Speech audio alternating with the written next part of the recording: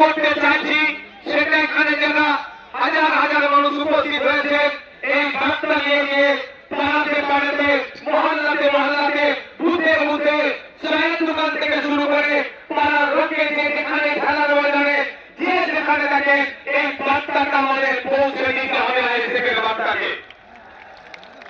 আমাদের আইএসএফের লক্ষ্য উদ্দেশ্য কি? আইএসএফের লক্ষ্য উদ্দেশ্য হচ্ছে যে সমাজ ব্যবস্থার পরিবর্তন করতে হবে। এক মফস্বল এলাকার মানুষ, সুন্দরবনের মানুষ, দার্জিলিং এর মানুষ, দিনাজপুরের মানুষ, মালদার মানুষ, বাঁকুড়ার মানুষ, বীরভূমের মানুষ, হুগলির প্রত্যন্ত গ্রামের একটি মানুষ আপনারা ট্রিটমেন্ট করতে গিয়ে কলকাতার সরকারি হসপিটালের দ্বারস্থ হতে হবে। Indian secular front alternative politics provide করছে, ইন্ডিয়ান সেকুলার ফ্রন্ট কল দিচ্ছে 2026 সালে যদি আমাদের বৃহত্তর সরকারে গিয়েছে আমরা 5 বছর একটা সরকারের সময় পাই, 5 বছর 5টা জেলাতে আমরা কলকাতা পিজি এনআইএস আর্টসুপারের মতো এক্সট্রা হসপিটাল আমরা বানিয়ে দেব।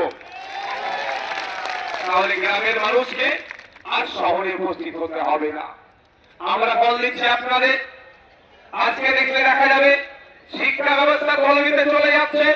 2012 থেকে 2024 এই সমকালে পশ্চিম বাংলায় প্রায় 25,000 প্রাইমারি স্কুল বন্ধ হয়ে গিয়েছে। আজকে আমরা এই মঞ্চ থেকে ঘোষণা দিচ্ছি, শুধু বন্ধ হয়ে যাওয়া স্কুলগুলো চালু করা নয়, নতুন নতুন শিক্ষা প্রতিষ্ঠান হবে, কলেজ তৈরি হবে, নতুন নতুন শিক্ষা প্রতিষ্ঠান হবে, কলেজ তৈরি হবে, সাথে সাথে ইউনিভার্সিটিও তৈরি হবে। দুর্ভাগ্য আমাদের মুর্শিদাবাদ জেলা সারা ভারতবর্ষের পিছিয়ে থাকা জেলাগুলোর মধ্যে যদি আমরা খোঁজ করি একটা জেলা পাবো মুর্শিদাবাদ জেলা, সেই জেলাতে এখনো পর্যন্ত একটা ফুল ফ্লেজেড ইউনিভার্সিটি দেখতে পাচ্ছি না। আমরা শুধু মুর্শিদাবাদ জেলা নয়, 10 লক্ষ 20 লক্ষ মানুষের গড়ে প্রতিটা জেলায় আমরা ইউনিভার্সিটি তৈরি করবো।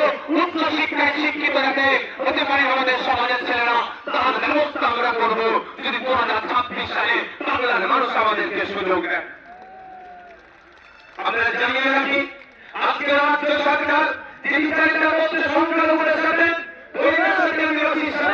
সেই বঞ্চনা থেকে আমরা অবসান ঘটাবো।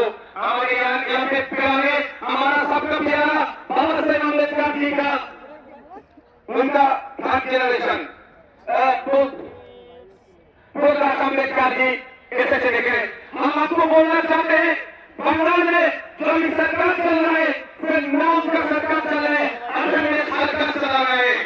क्योंकि यहाँ पे 100 का रोजगार के अनुसार से 22% दलित को जॉब मिलना चाहिए, लेकिन ऑफिशियल ये लोग 22% दलित को